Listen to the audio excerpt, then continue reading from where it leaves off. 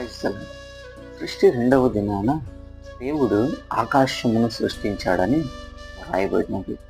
ఆకాశం అనగా పైనున్న ప్రదేశము. రక్షణ పొందిన మన జీవితాల్లో కూడా మనము పైనున్న వాటిని వెతికే వారముగా ఉండాలి. అందుకే కొలస్సీ పత్రిక 3వ అధ్యాయం 1వ వచనం ఇలాగ రాయబడింది. మీరు క్రీస్తుతో కూడా లేపబడిన వారైతే పైనున్న వాటిని వెదకుడి. అక్కడ క్రీస్తు దేవుని కుడిపార్శ్వమందు కూర్చుండి ఉన్నాడు అని వ్రాయబడినది. రక్షణ పొందిన మనము మన జీవితాల్లో ఇక ఈ లోక సంబంధమైన ఆలోచనలు ఉండకూడదు. మన ఆలోచనలు, మన ఉద్దేశాలు, మన తలంపులు క్రీస్తును వెతికేవిగా ఉండాలి. ఆయన వైపు చూచేవిగా మన కన్నులు ఉండాలి.